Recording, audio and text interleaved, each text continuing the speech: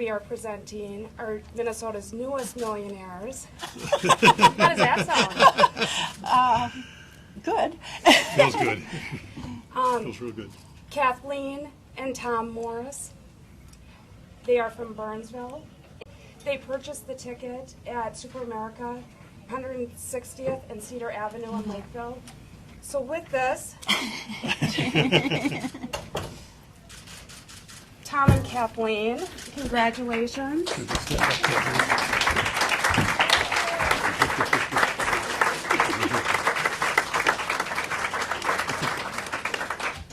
Feels really good. Feels great. Monday, we met with our financial advisor, and things didn't look real promising. So that night, I told Tom, the only way we're going to retire is if we win the lottery. And he said, well, you need to buy a ticket, you know, that joke. So I said yes, and then I wasn't aware that he even bought a ticket on his way out of town on Wednesday. So when I heard there was a winner on Thursday, he was still out of town. I thought, oh darn, we missed our chance. And I heard some of the numbers, and I thought, oh, I wouldn't have chosen those numbers anyway, so we're okay. So he came home from being gone all that time, and we were watching, So You Think You Can Dance? So we were watching the 9 o'clock news then, and they started talking about the lottery. So I said, Tom, somebody in Dakota County won. It's too bad we didn't buy a ticket. And he said, well, I did buy a ticket. And I could kind of get this feeling that this was good news. So he went and got the ticket, and I started scanning. I thought, well, I remembered the Powerball was 38, so I'll just start with that. And there was 38, and those were those numbers that I would have never chosen, 41, 46. So I said, you better call and find out.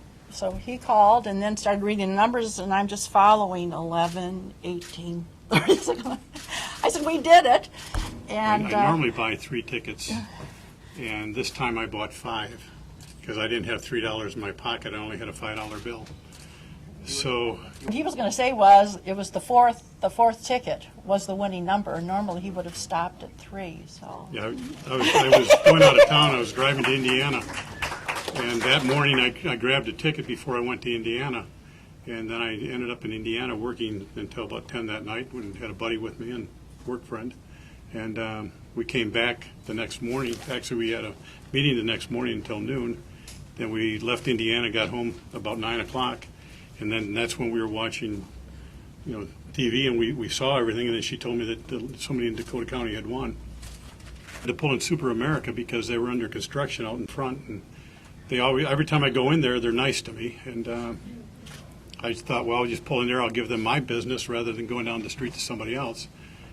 With all the construction going on, I pulled in, filled up, and then bought the ticket. And I told the kid at the counter, I said, you don't need to sell anymore. I've got the winning ticket. And the 4th one was it.